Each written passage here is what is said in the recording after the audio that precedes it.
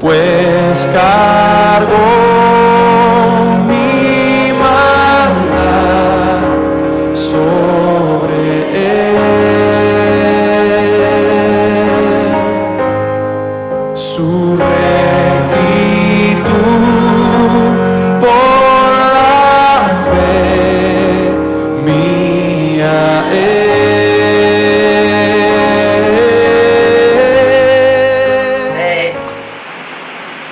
He venido tocando unos temas en este mes acerca de la responsabilidad del creyente, porque como hablamos nosotros del decreto de Dios, la soberanía de Dios, entonces nosotros no podemos, hermanos, pretender que, como algunos dicen, lo que será, será, entonces yo me quedo quieto y pastor, esta iglesia va a crecer al punto que Dios diga es verdad, pero la otra verdad es que somos responsables nosotros, que no va a ir allá. Yo nunca entiendo eso, pero esta iglesia no va a ir más allá de lo que tú y yo hagamos en nuestra responsabilidad.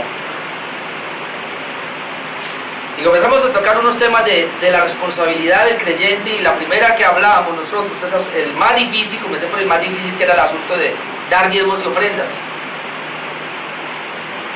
Y no crea usted, hermano, que Dios va a suplir, obviamente está en su plan para esta iglesia, pero lo puso usted a suplir a través de usted.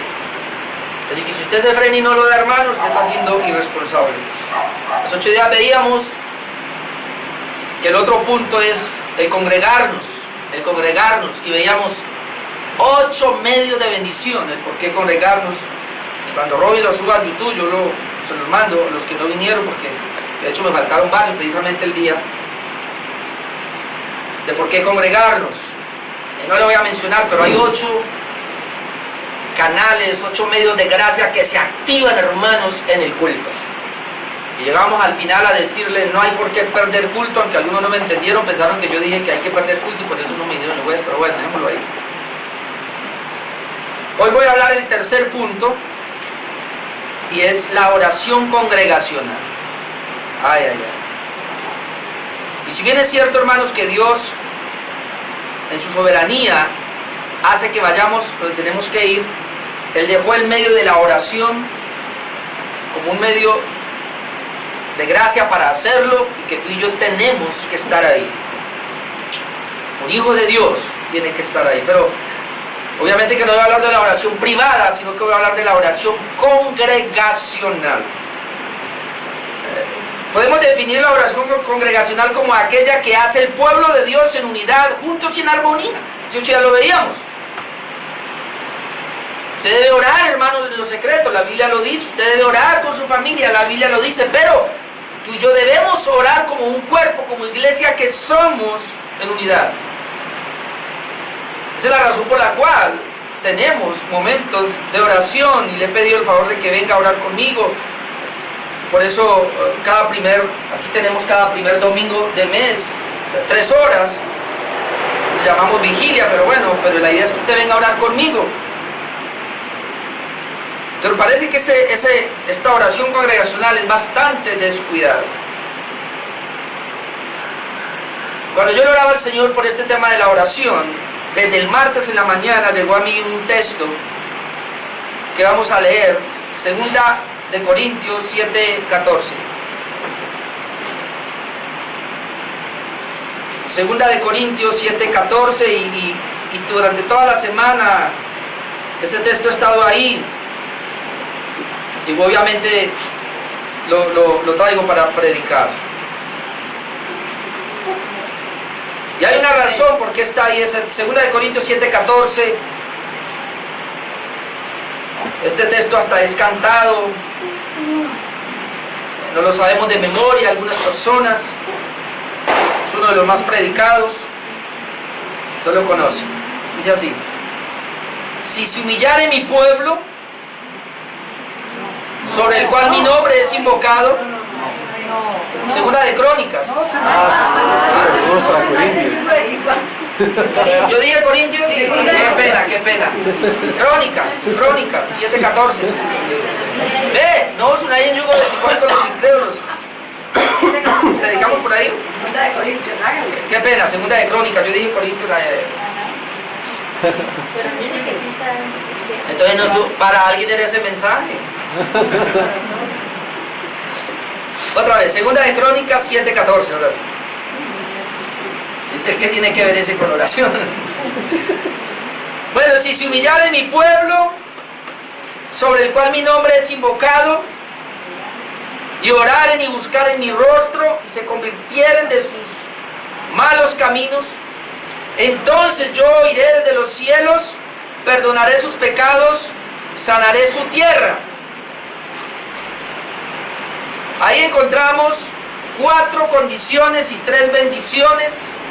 Pero la idea por qué ese texto para hoy es porque dice, si se humillare mi pueblo.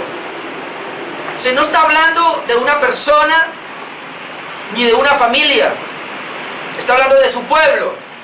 Y su pueblo hoy es la iglesia. Obviamente que quiero hacer aquí una aclaración. Este texto que acabamos de leer tiene un contexto. Y yo no voy a hablar de ese contexto, pero tengo que aclarar.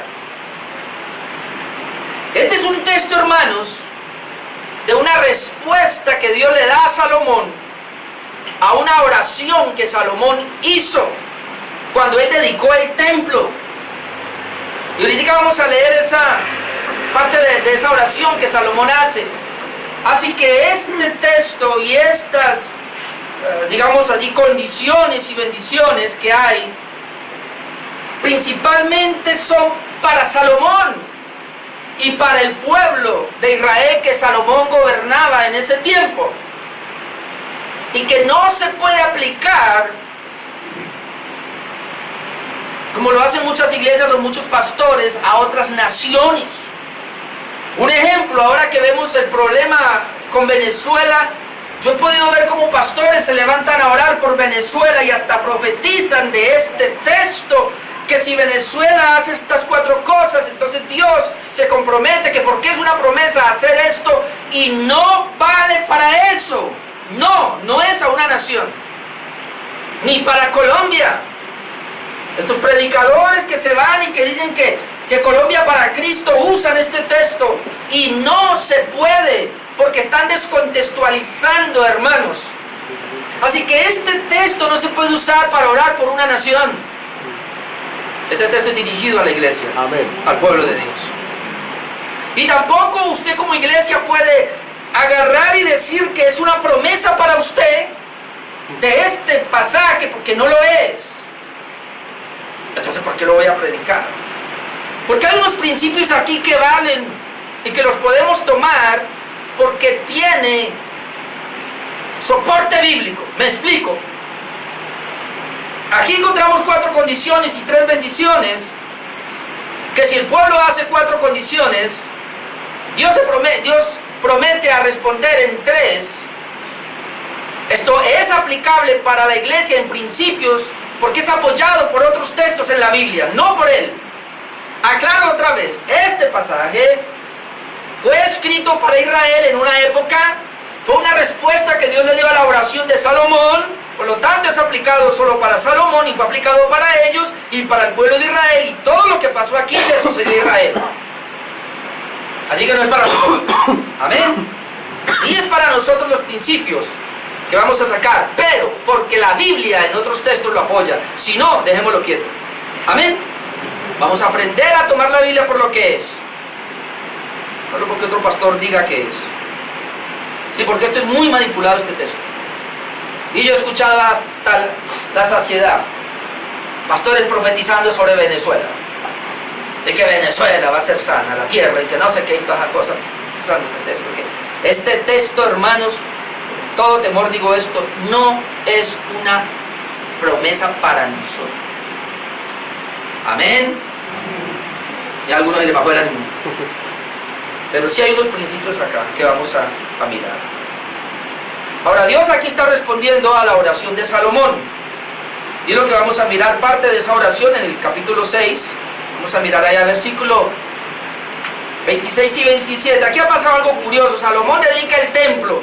Un templo que hizo con toda pompa, hermano. No hubo otro templo tan grande como el de Salomón. Se sacrificaron miles y miles de sacrificios allí. Ofrendas que se levantaron, vino de todo lugar. Y ahora Salomón hace una oración Y parte de la oración está en el capítulo 6, versículo 26, donde él dice, y está orando a Dios y le dice: oh Dios, por este templo, si los cielos se cerraren y no hubiere lluvias, por haber pecado contra ti, o sea, el pueblo.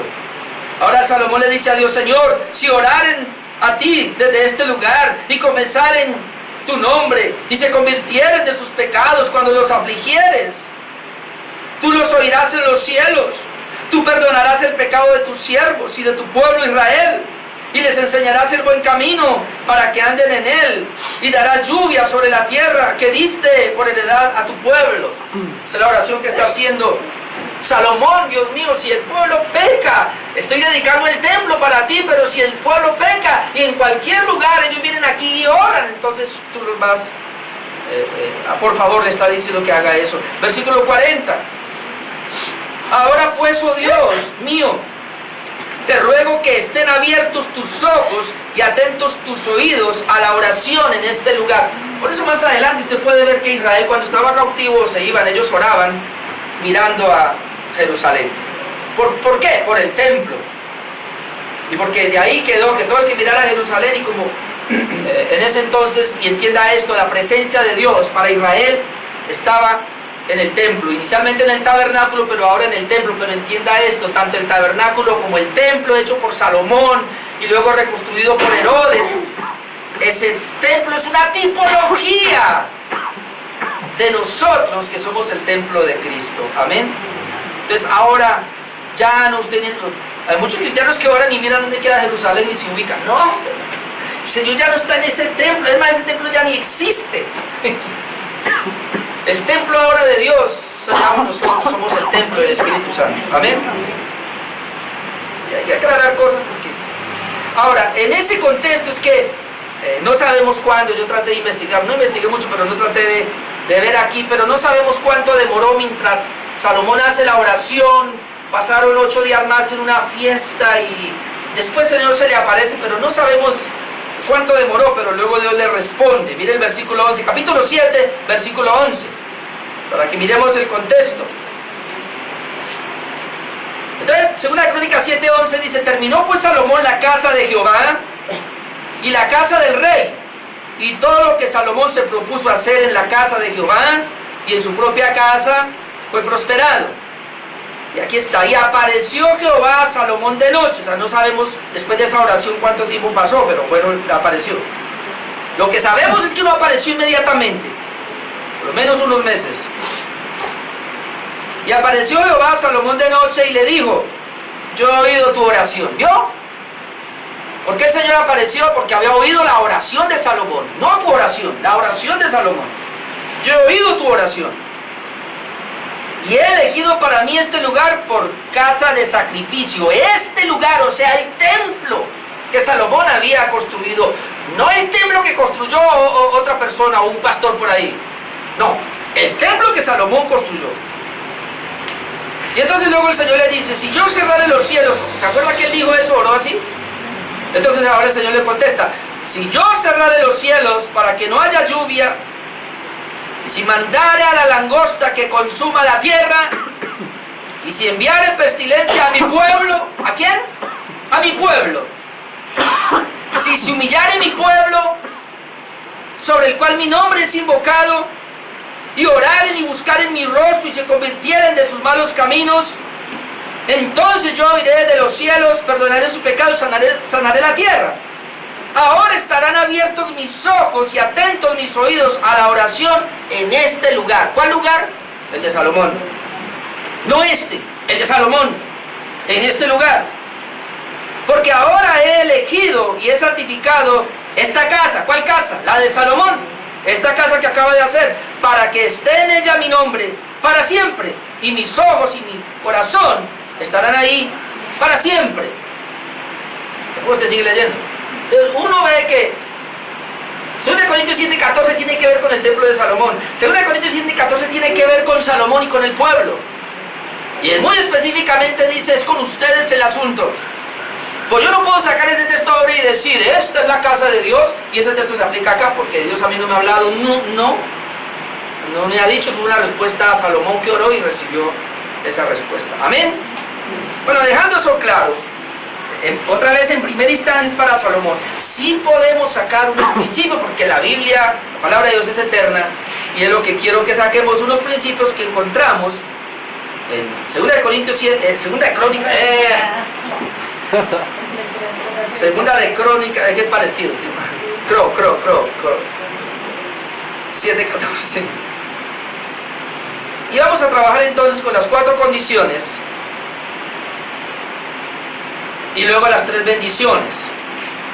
A ver si las 3 bendiciones apuntan a nosotros, pero tan siquiera vamos a mirar las 4 condiciones. Obviamente comenzamos diciendo, si se humillare mi pueblo, pero quiero enfatizar esa parte, mi pueblo, ¿no?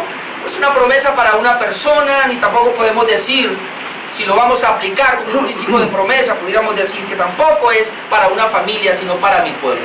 Ese es el punto que quería traer, porque la idea de Dios acá es que el pueblo de Dios, amén, el pueblo de Dios, hay 4 condiciones que están dadas ahí, pero que se explayan por toda la palabra de Dios, como condiciones que Dios quiere traer al pueblo de Dios.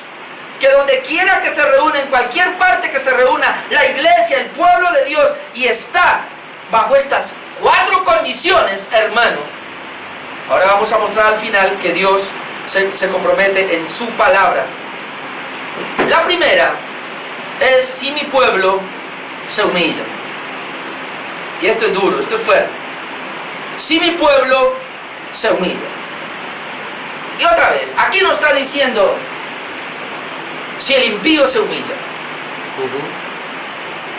Aquí no está diciendo que si aquel que tiene el rótulo de cristiano o de creyente y que se congrega en una iglesia se humilla. Esto no es para esa gente. Esto no es para la gente que va a las iglesias y las llenan y se sientan ahí, pero que no son regenerados. Para ellos no es, así que si alguien así esta mañana, con usted no ve, no se preocupe. Esto es con el pueblo de Dios. La iglesia, los que son de Cristo. A ellos es que el Señor les dice, si usted, pueblo mío, se humilla. La palabra humillar allí lleva la idea de inclinar o doblar una parte del cuerpo. En este caso sería inclinar la cabeza, doblar la cabeza o inclinar la rodilla. Ahora, cuando una persona inclina la cabeza, de pronto eso nos lo enseñan muchos los orientales, ellos están diciendo, me someto a usted, usted es superior a mí, yo soy menos que usted, yo dependo de usted. Los orientales, no sé por qué lo hacen, pero tienen eso. Usted no ha visto que cuando van a esos dioses, sobre todo en Medio Oriente, por allá, ellos se inclinan. Ahora, yo he visto a los católicos hacer eso, obviamente que lo hacen cuando pasan por cualquier cruz que ven o cualquier iglesia y tratan de inclinarse. Habla de una inclinación de la rodilla, hincar la rodilla como doblegado. Hay una palabra un poquito más fuerte que la vamos a ver ahora, pero es una humillación al punto que inclusive uno se tira al suelo y prácticamente lame el polvo cuando alguien se humillaba en el Antiguo Testamento. El asunto por el cual Dios dice que si mi pueblo se humilla, y lo primero que el Señor tiene que hablar allí, es porque en la Biblia encontramos que el pueblo no se humilla. Y cuando vamos a hablar de que el pueblo agacha la cabeza o inclina la rodilla, lo que Él está diciendo es, Señor, manda que tu siervo oye. Y la palabra tu siervo oye lleva esa una obediencia, donde el pueblo ha reconocido que Él es el majestuoso, que Él es el Señor, y como dicen por ahí, un dicho romántico, ¿cómo es? Tus deseos son órdenes para mí. Yo he escuchado eso. Cuando un chico está muy enamorado y le dice a la chica, tus deseos son órdenes para mí. Deseas una hamburguesa, te la trae.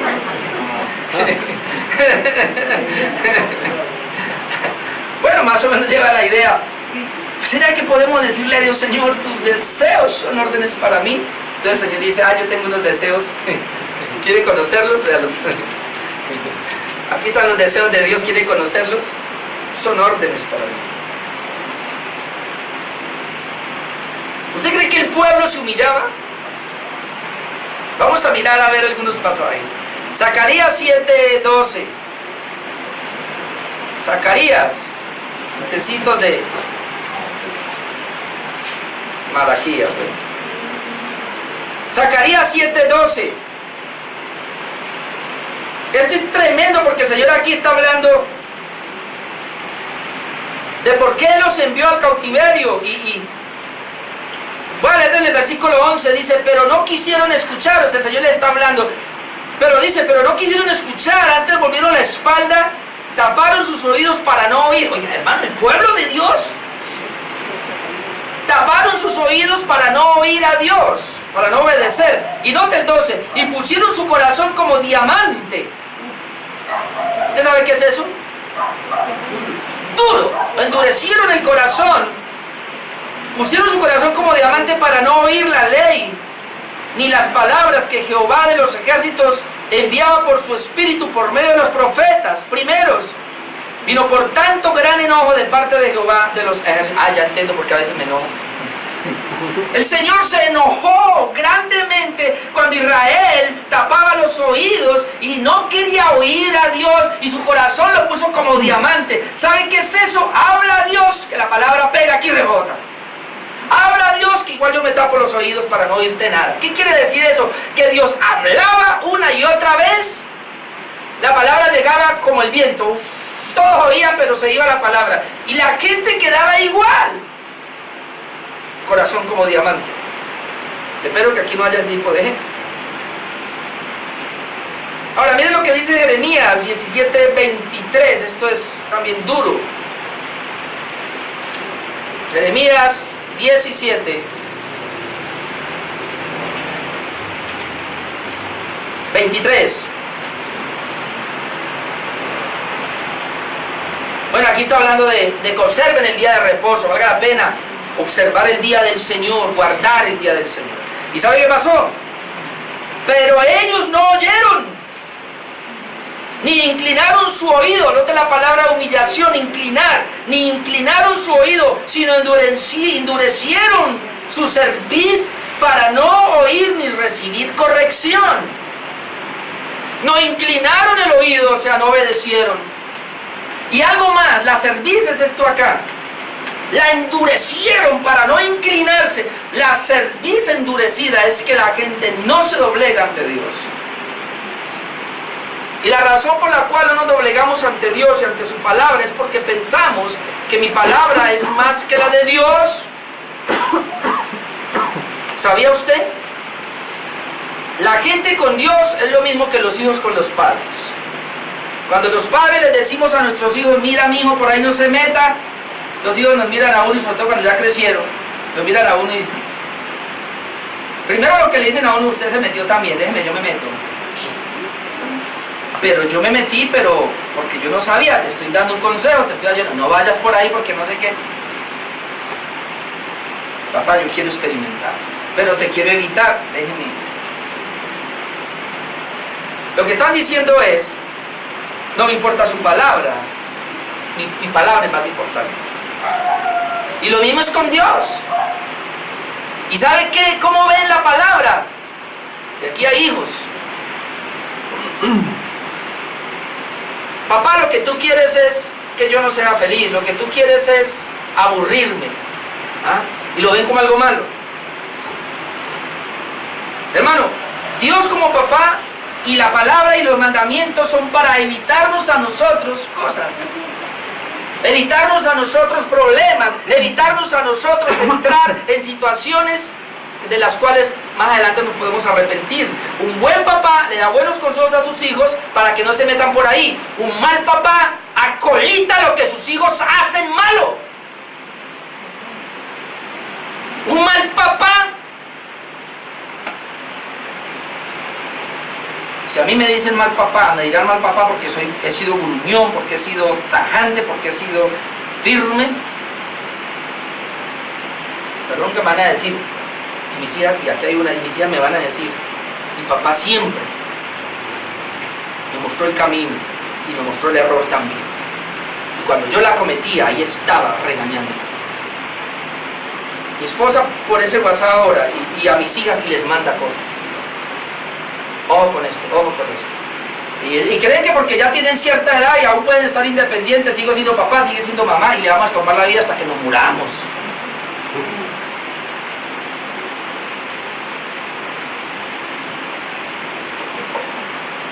Por eso no es bueno que nuestros abuelos eduquen a nuestros hijos.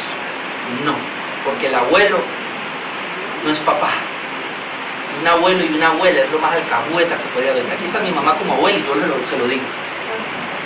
Nunca un abuelo o una abuela nunca va a corregir a los que no son sus hijos. Solo un papá y una mamá lo hacen. Así que papá, hijos, a vivir con su papá y no con el abuelo, con el tío o el primo o lo que sea. Es su papá y su mamá. ¿Por qué lo corrigen? Porque saben. Ellos también vivieron y Dios no necesita vivir para aconsejarlos. Pero ¿qué hacía esta gente? Se endurecía, la cerviz se endurecía para no orar, perdón, para no oír ni recibir corrección. Puede ser que hoy día el pueblo de Dios, la iglesia esté en lo mismo. Puede ser que hoy día el pueblo de Dios tenga su corazón como diamante. Puede ser que hoy día el pueblo de Dios tenga la cerviz tan endurecida que así Dios, y lo tremendo es que aquí dice que Dios hablaba por el Espíritu Santo a través de los profetas. Hoy es lo mismo, Dios habla usando la palabra por medio del Espíritu Santo a través de este siervo inútil, pero habla. Así me vean ogro, regañón, lo que sea, habla. Pero hay mucha gente que tiene su corazón como diamante. ¿Qué es eso? La palabra va para allá y pega aquí y rebota. Y no, pastor, yo soy duro de cerviz y no doblego. ¿Qué es doblegar la cerviz, hermano? Decir, acepto esa verdad y mañana estoy corrigiendo, mañana estoy obedeciendo lo que dijo. Esa es la razón por la cual lo primero que el Señor dice es: si mi pueblo se humilla, bajar o doblar la cerviz es someterse con humildad a algo o a alguien. Bajar o doblar la cerviz, someterse con humildad a algo o a alguien. Y el ejemplo, uno de los ejemplos más grandes que yo puedo ver en la Escritura es el de David cuando pecó con Betsabé. David comete adulterio y él trata de arreglar el asunto. David es el rey.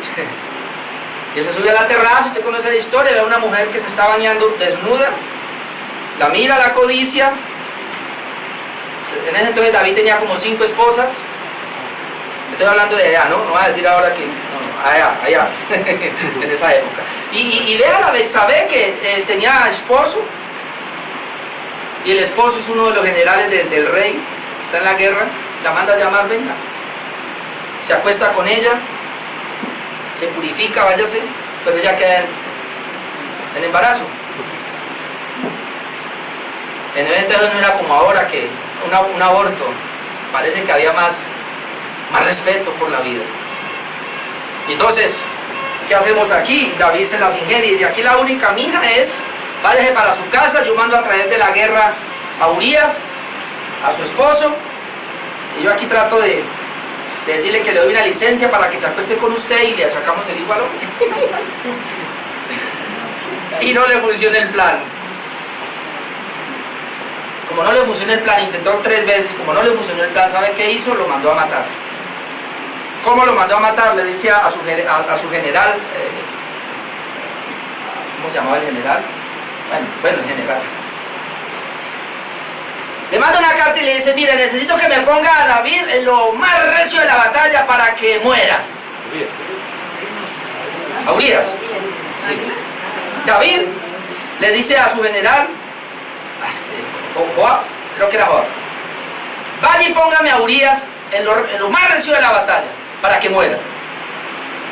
Y es así. Entonces cuando iban a la guerra, se metieron allá y vaya usted vaya, y pum, se fueron varios, como 7, y ellos se fueron allá. No debían hacer eso, tenían que ser precavidos, pero como el rey, el general los mandó y los mataron.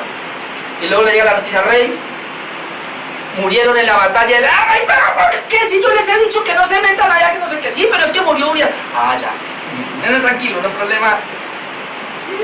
Manda a traer a la mujer. meses. La hizo su esposa.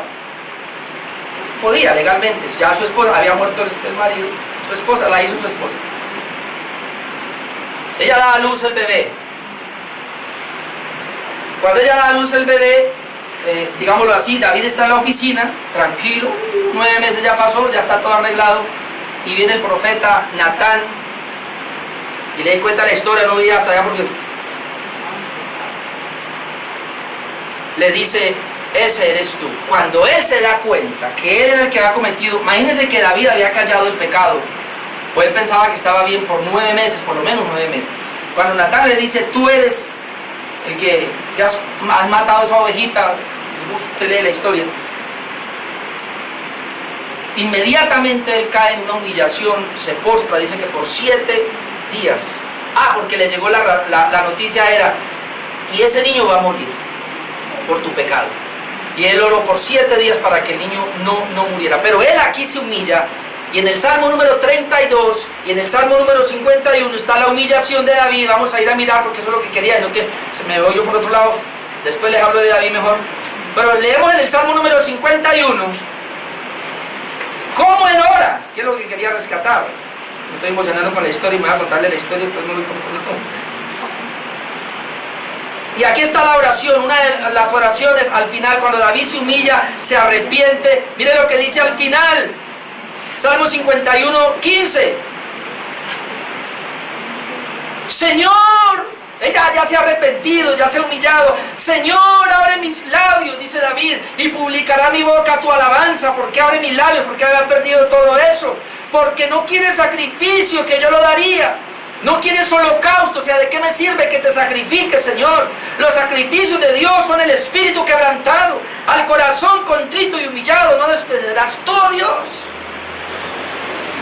Lo que quería resaltar de David, que cuando él cometió pecado con Betsabé y él se arrepiente verdaderamente, él lo hace con humillación. Él se humilla. Él confiesa su pecado, pero él termina llorando, pero él termina en el suelo doblando su cerviz y diciendo, Señor, no hay sacrificio que yo te pueda hacer, no hay ofrenda que yo te pueda levantar, lo único que tú pides de mí es que yo me arrodille, doble mi cerviz delante de ti. Venga la palabra ahí, espíritu quebrantado. La palabra quebrantado es, haga de cuenta cuando usted con una piedra y la quebranta y se vuelve polvo. Él dice, Señor, tú nunca vas a despreciar a una persona cuando se quebranta delante de ti, cuando gime, cuando llora por el dolor de su pecado. ¿Y qué decimos de la iglesia? Cuando el Señor llama a humillarse, eso es lo que Él está dando a entender, doblar nuestra cerviz, nuestro orgullo.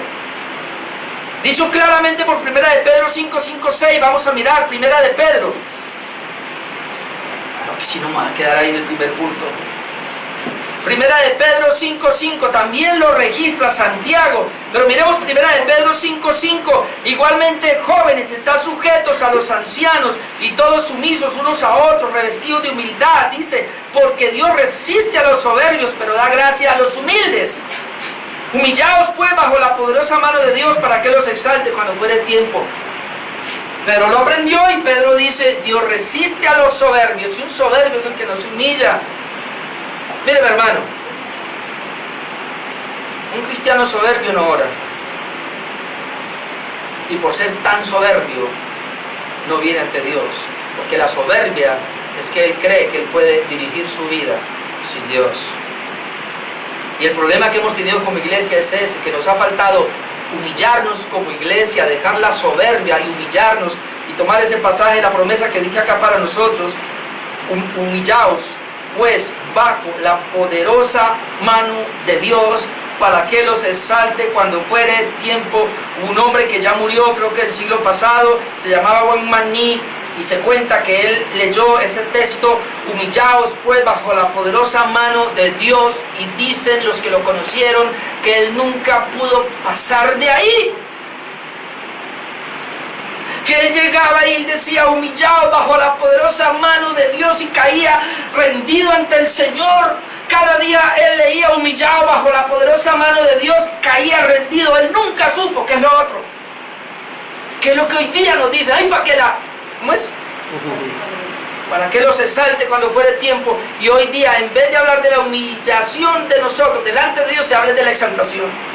Dios te va a prosperar, Dios te va a bendecir, Dios te va a exaltar. Hermano, dejémosle eso a Dios y Él lo va a hacer. Pero lo que Dios pide de nosotros es que nos humillemos bajo su poderosa mano. Amén. Tú y yo no sabemos qué es eso. ¿Sabe por qué? Porque cuando tú oras, ni siquiera se te moja una pestaña.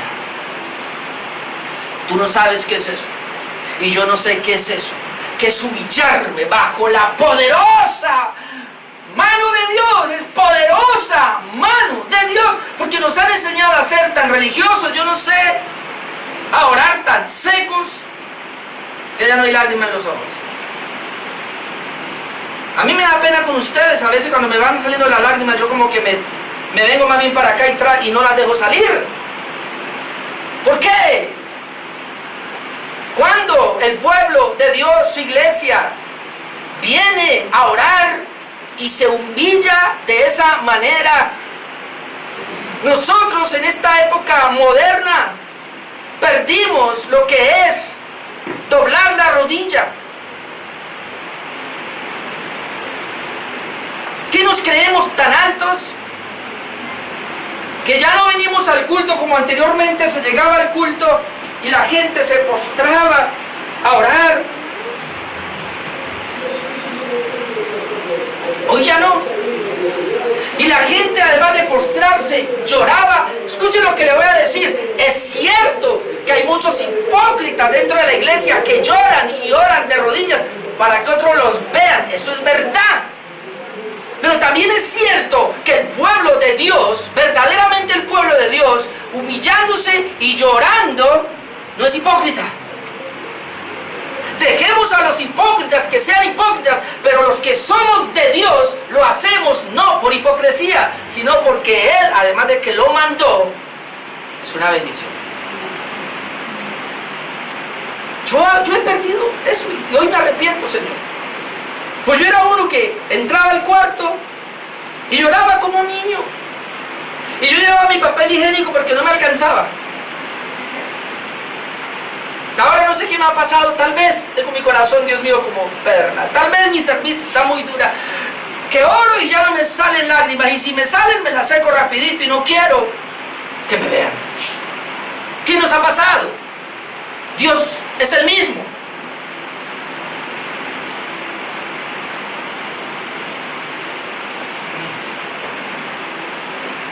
Si mi pueblo se humilla, y ahí podría quedarme toda la mañana, pues tengo que avanzar. Pero lo primero que Él pide, yo creo, hermanos, que ahí está todo. Hablando de la oración congregacional, ahí está. Dios llama al pueblo. Y ya lo mostramos que no solamente está un principio que sacamos de 2 de Crónicas 7:14, pero que está por toda la palabra. Y hay muchos textos más que Él nos mostraría. Pero no puedo quedar ahí. En segundo lugar, y si mi pueblo ora, la Biblia, y no voy a ir allá a los textos porque ya no me fue el tiempo, pero la Biblia constantemente nos llama a orar. Entonces la condición que Dios pedía cuando Salomón ora es que le dice, bueno, está bien, pero si mi pueblo se humilla, hermano, Dios pide humillación. Pero en segundo lugar, si mi pueblo ora, y orar es hablar con Dios y presentarle mis peticiones a Dios, es depender de Él, no confiar en mí mismo. Y la Biblia habla mucho, ustedes pueden leer porque ya no voy a ir allá, Efesios 6, 18 al 20, Colosenses 4, 2, le dice a la iglesia que hay que orar en todo tiempo, que la iglesia debe orar. En Lucas 18, usted lo lee del 1 al 8, el Señor levanta una parábola sobre la necesidad de orar siempre y no desmayar. Para este sí quiero que vayamos, Hechos 4, 23. En Hechos 4, 23 ahora vamos a ver a la iglesia que hacía cuando tenían dificultades. Hechos 4, 23. Y puestos en libertad, porque aquí habían tomado preso a Pedro y a Juan. Los han llevado a la cárcel por causa de predicar la palabra. Cuando fueron libres, dice, puestos en libertad, vinieron a los suyos y contaron todo lo que los principales sacerdotes y los ancianos les habían dicho. Y ellos, habiéndolo oído, se pusieron a llorar, se pusieron a quejarse, se pusieron a buscar estrategias. No, habiéndolo oído, dijeron, oraron, soberano Señor, tú eres el Dios que hiciste el cielo y la tierra, el mar y todo lo que hay en ellos. Dice que ellos, hermano, y esta es la clave acá, ellos, habiéndolo oído, alzaron, ¿qué? Unánimes la voz. ¿Usted sabe qué es eso? Unánime es la voz. Escuche, yo no estoy diciendo que nos vamos a volver aquí como los pentecostales, que todos oran cada uno en su lado. Unánime es la voz, y cuando yo estoy orando, usted me sigue en la oración. Cuando un hermano está orando, usted lo sigue en la oración ahí. Usted está apoyando esa oración. Que si yo estoy orando acá por la sanidad de un hermano, usted no va a ponerse a orar por el sancocho que se va a comer ahora, sino que usted se une también a orar por ese hermano. Está apoyando la oración del pastor. Que si el pastor está diciendo, Señor, mire esta iglesia, llévala a tal lugar. Oh, sí, si usted está allí, así, Señor, llévala. Susurre, abra los labios. Qué pena, pero aquí yo he estado orando y a veces me da por mirar a algunos y están sentados así. Esto no ha cambiado de bombillo, ¿no? Ay, sé santos, porque yo soy santo.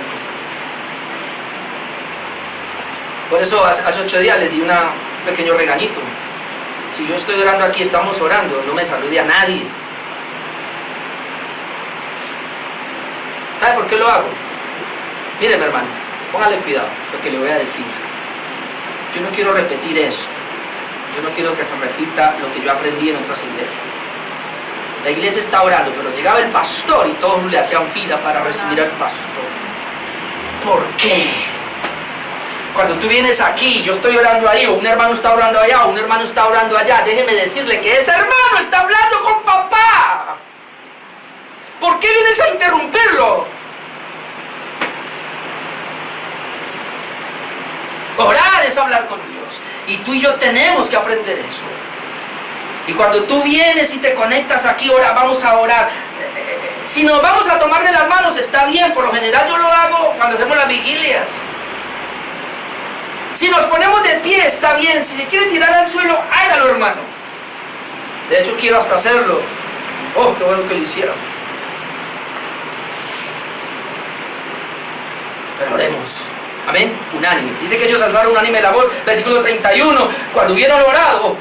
Cuando hubieron orado. Ahí no dice cuando oró Pedro o Juan, no, cuando hubieron orado todos, dice que alzaron unánime la voz, y aquí dice que cuando hubieron orado, el lugar en que estaban congregados tembló, y todos fueron llenos del Espíritu Santo y hablaron con denuedo la palabra de Dios. Hermano, hay respuesta a la oración congregacional.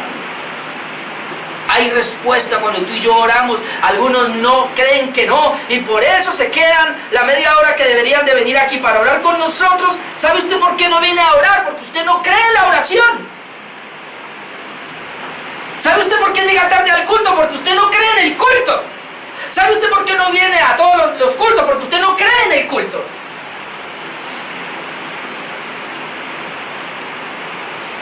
Si usted creyera en la oración, vendría a orar. Si usted creyera que Dios quiere que esta iglesia surja y a través de la oración, el pastor puso 8:30 el domingo, pero pastor, yo todos los días madrugo, le va madrugando. Pues si le madruga al impío, ¿por qué no le madruga a Dios? Es que es más importante tu trabajo que Dios. Pues descanse otro día, caramba. Pero ¿por qué tiene que ser el día del Señor? No es tu día, es el día del Señor. Pero ¿por qué tienes que hacer en el día del Señor lo tuyo?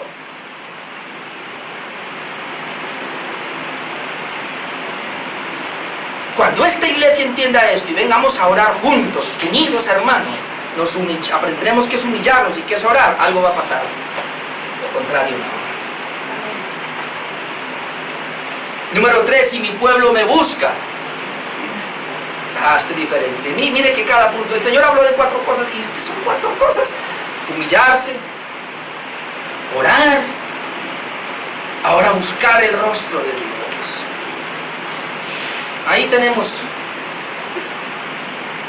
Amós 5:4, buscadme y viviréis. Y usted puede buscar otro texto El Salmo 27:8 decía el salmista: Señor, tú has dicho de mí, buscad mi rostro, tu rostro buscaré, tu rostro. Isaías 55:6 dice: buscad a Jehová mientras pueda ser hallado. En todos estos textos y en muchos más habla de buscar a Dios. Por eso el Señor aquí le dice: si mi pueblo se humilla, si mi pueblo ora, si mi pueblo me busca. Mire, mi hermano, ¿por qué ora? ¿Por qué se humilla? Haga la pregunta: ¿por qué yo me humillo y por qué yo oro? Si es que me humillo, si es que oro, ¿por qué? Le digo: ¿por qué lo haces? Míreme, porque tú tienes una necesidad. De hecho, cuando a mí me llama la gente: pastor, ore por mí. ¿Por qué? Porque fulano se enfermó. Pastor, ore por mí porque te enfermó. Pastor, ore por mí porque tal cosa. Yo no estoy diciendo que eso sea malo. Yo no he recibido ninguna llamada que me diga: pastor, ore por mí porque quiero buscar el rostro de Dios. ¿Ve? Oramos para buscar las cosas de Dios. Pero aquí lo que Él está diciendo es: si me buscan a mí, que lo que Él está diciendo es cuando yo voy al cuarto secreto, cuando vamos a orar, venimos, Señor, es a intimar con Él, con Dios. Vamos a buscar su rostro, su presencia, voy a interactuar con Él. Pero siempre venimos y multiplicamos la oración cuando tenemos una gran necesidad. ¿Sí o no? Eso somos, materialistas todavía. Por eso todos estos textos hablan de buscarme a mí. Número 4.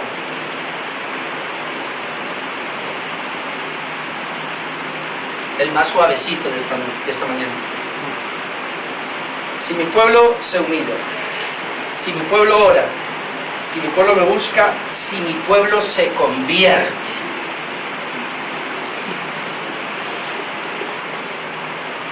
Ay, Dios mío.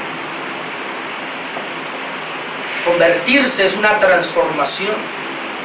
Convertirse es dejar de hacer lo que le desagrada a Dios. Transformación de vida. Dejar de hacer lo que le desagrada a Dios. Y yo voy a dejar que la Biblia hable en este punto. Porque no hay conversión verdadera, porque no hay humillación, no hay oración ni busca del rostro de Dios.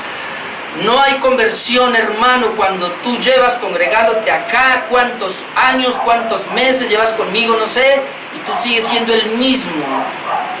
Y estás en los mismos pecados, como lo digo una vez aquí, y se vive en un pecado abierto, que todo el mundo sabe que lo tiene, pero no lo arregla. Usted no se ha convertido. Padre Santo, voy a ir a ese pasaje, Esdras 9, porque esto tocó mi corazón esta semana precisamente. Creo que fue el jueves que estaba leyendo este pasaje y dije: aquí está, Señor. ¿Dónde está Esdras antes de Salmos? Oh, Santo Cristo, Dios. Voy a leer este pasaje y creo que ahí vamos a terminar, aunque este se demora, pero déjeme, yo le leo esto para que usted... Lo voy a leer porque es mejor. Yo quiero que usted vea lo que estaba pasando acá, porque ahí con esto llegamos a lo que es la conversión. Esdras capítulo 9, ¿ya lo encontró? Esdras. Le digo todos los libros de la Biblia a ver si llegamos. Antes de Salmos, antes de Nehemías. Esther, Nehemías. Bueno, adelante de Crónicas. Habíamos visto Crónicas ahora, entonces ahí está. Crónicas y Esdras. Esdras número 9, capítulo 9, dice: acabadas estas... Bueno, le voy a explicar brevemente qué pasaba. Aquí están viniendo de la cautividad porque Dios le dio la orden a este rey persa llamado Ciro que fuera y mandara de Israel, porque ellos estaban en cautividad, y los mandaron a Jerusalén. ¿Para qué? Para reconstruir los muros de Jerusalén y el templo, pero sobre todo el templo. Así que Esdras va con un poco de gente a reconstruir el templo. Lo reconstruyen, pero miren lo que pasa en esa reconstrucción del templo. Dios mío, por favor, Señor, háblanos esta mañana. Dice así la palabra: acabadas estas cosas, los príncipes vinieron a mí diciendo: el pueblo de Israel y los sacerdotes y levitas no se han separado de los pueblos de las tierras. Yo quiero explicarle qué pasaba. Cuando Israel en este caso Judá, fue llevado a la cautividad, creo que aquí eran 70 años, no recuerdo, de cautividad, el rey Nabucodonosor que lo llevó dijo: no podemos dejar despoblado Judá, Jerusalén. Entonces en Jerusalén dejaron los niños, dejaron las mujeres de los judíos y se llevaron a los fuertes en esclavitud, en cautiverio, perdón. Y este rey Nabucodonosor y otros por ahí dijeron: mandemos gente, o sea, de esas naciones impías los mandaron a poblar ese sector. Entonces ellos poblaron ese sector y se mezcló, de ahí donde vienen los samaritanos. Entonces esos que estaban ahí en Jerusalén no eran puros, ya estaban mezclados. Algunos líderes y aún gobernadores, como vamos a ver ahora, tomaron mujeres impías que Dios había prohibido. Entonces dice que cuando ellos reconstruyeron todo, dice que el pueblo de Israel y los sacerdotes y levitas le dijeron a Esdras: no se han separado de los pueblos de la tierra. O sea, aunque ellos tomaron, siguieron viviendo con ellas. De los cananeos, de los heteos, de los fereceos, de los jebuseos, amonitas, moabitas, egipcios y amorreos, todo esto. Y hacen conforme a sus abominaciones. No solamente se habían mezclado, sino que hacían lo que ellos hacen. Ahora miren lo que pasa, verso 2. Porque han tomado de las hijas de ellos para sí y para sus hijos, y el linaje santo ha sido mezclado. ¿Ven? El linaje de Israel ha sido mezclado con los pueblos de las tierras, y la mano de los príncipes y de los gobernadores ha sido la primera en cometer este pecado. ¿Cuál era el pecado? Que ya no eran un pueblo puro. Los que venían del cautiverio con Esdras y toda esta gente sí eran puros judíos, pero los que quedaron no, porque se habían mezclado con otra gente, ya tenían hijos y tenían inclusive estos hombres mujeres de estos pueblos paganos. Hermano, como pastor, ¿qué hacemos? ¿Qué hace un pastor cuando llega la gente a la iglesia y trae todos sus enredos del mundo? Miren lo que dice aquí, verso 3. Este es Esdras: cuando oí esto, rasgué mi vestido y mi manto, y arranqué pelo de mi cabeza y de mi barba, y me senté angustiado en extremo.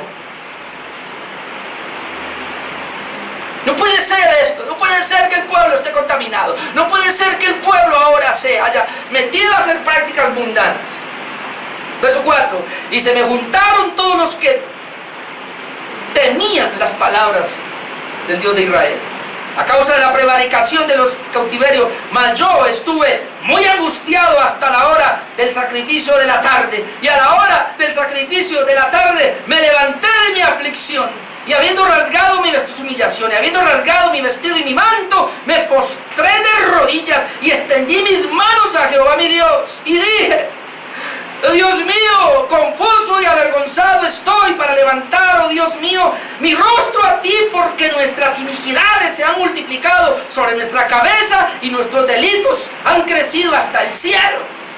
Desde los días de nuestros padres hasta este día hemos vivido en gran pecado, y por nuestras iniquidades nosotros, nuestros reyes y nuestros sacerdotes, hemos sido entregados en manos de los reyes de la tierra, a espada, a cautiverio, a robo, a vergüenza que cubre nuestro rostro como hasta hoy. Ahora, por un breve momento, y él comienza a hablar ahora de los cautivos que Dios les permitió regresar.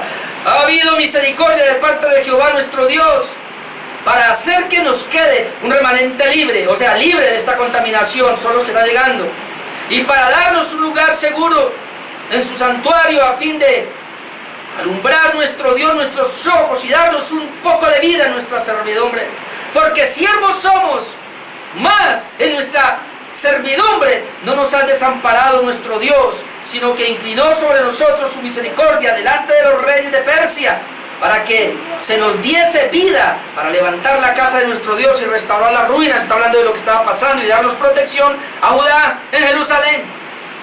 Pero otra vez sigue Esdras orando, él está humillado. Ahora, ¿qué diremos, oh Dios nuestro, después de esto? Porque nosotros hemos dejado tus mandamientos. ¿Ven? Nosotros hemos dejado tus mandamientos. ¿Qué es el mandamiento? Nuestros líderes tomaron mujeres impías.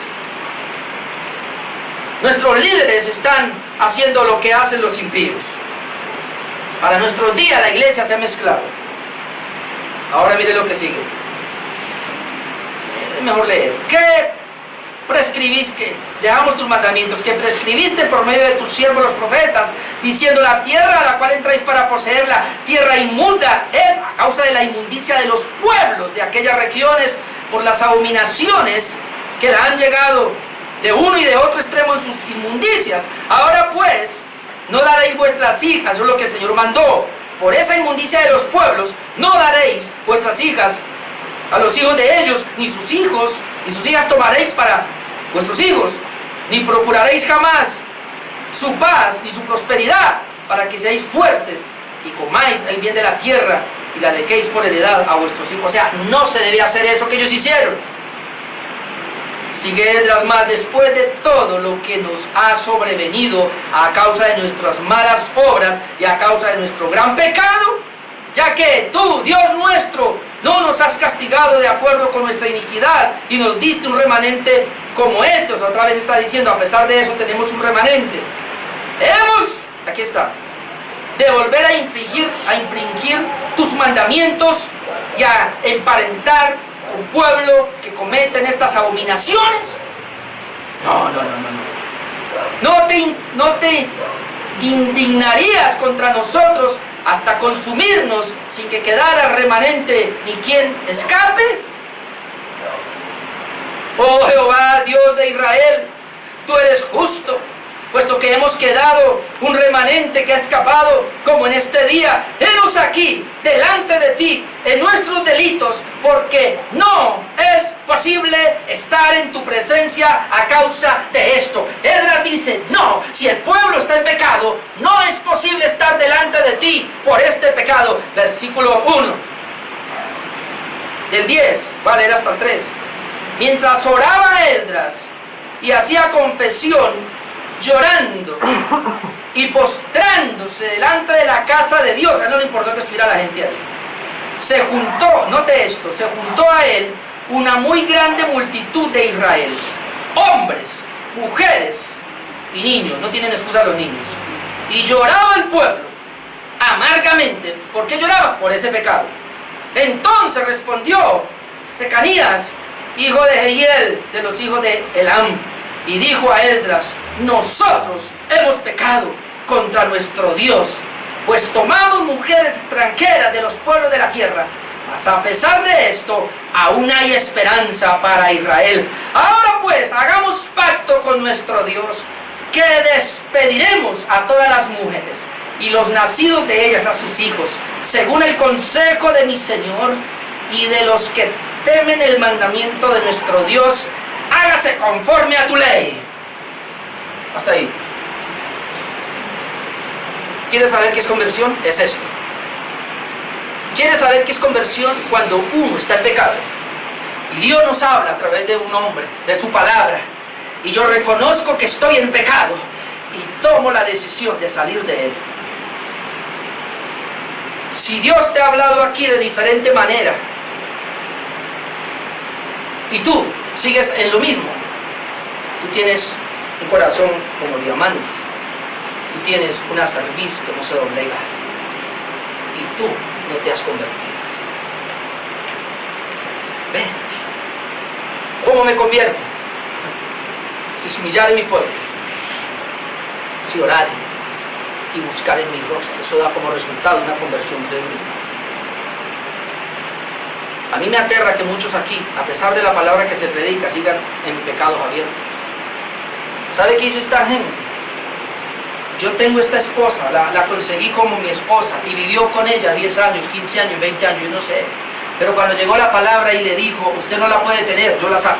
Porque me importa lo que Dios dice, no lo que yo siento.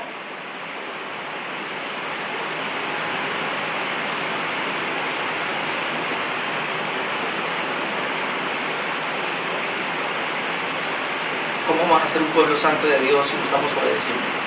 Y usted puede sacar todas las excusas que quiera, tu corazón es como diamante.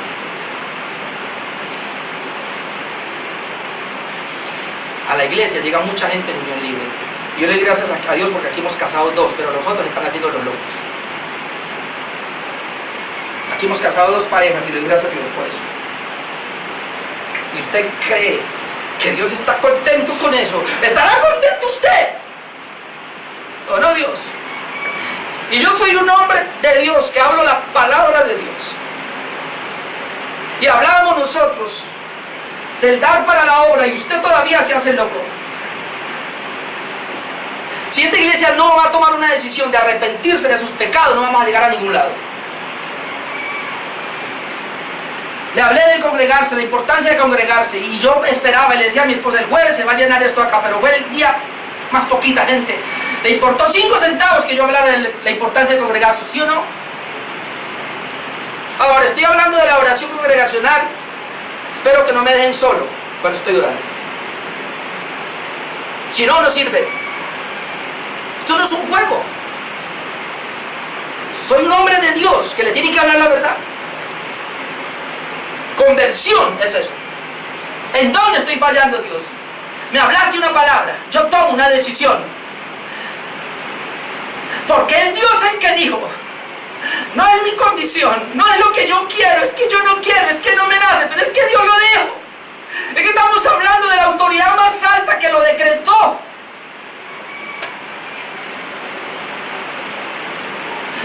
Si fuera por mí, y no me da temor decir esto porque mi esposa lo sabe, hace rato yo me hubiera divorciado y hubiera estado con otra mujer. Y si hubiera sido por mí, yo no estaría predicando aquí, estaría en el mundo haciendo plata. Pero por encima de mis deseos y mis anhelos y lo que sea y mi pecado, le dije: Dios, te voy a obedecer.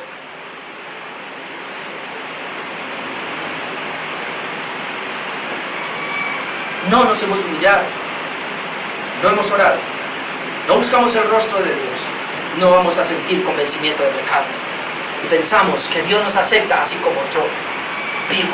Hermano, arrodíllese ante el Señor, dígale: Señor, ¿me aceptas como estoy?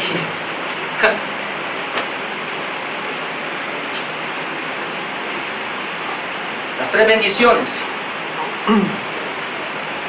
Dios prometió ir. Primera de Juan 5, 14 al 15, después usted lo lee, dice que si oramos conforme a la voluntad de Dios, Él nos oye. Así que es una promesa. Número 2, Dios promete perdonar. Primera de Juan 1, 9, claramente lo está diciendo: si confesamos nuestros pecados, Él es fiel y justo para perdonar nuestros pecados. Entonces, claramente es para nosotros. Número 3, Dios promete sanar la tierra. No, eso no se aplica a nosotros. Es así, no. Porque Dios le dijo a Israel, a Salomón: si pasa esto, sano la tierra, porque la tierra había entrado en esterilidad y no producía. Hoy tú no tienes tierra, así que para ti no es. Y tampoco tengo tierra. Pero lo voy a aplicar a mi vida, a mi negocio. Pues no, no se puede aplicar. Busque otro texto, ese no. Así que ahí paro. No hay evidencia bíblica que diga que el Señor va a sanar mi tierra. De la aplicación, solamente los 2 textos. El Señor, lo primero sí, porque eso está en toda la palabra. Dios pide que me humille, Dios pide que ore, Dios pide que busque su rostro, Dios pide que me convierta. Y Él prometió irme y promete perdonarme. Y ya no más. Y no digo más. Póngase de pie.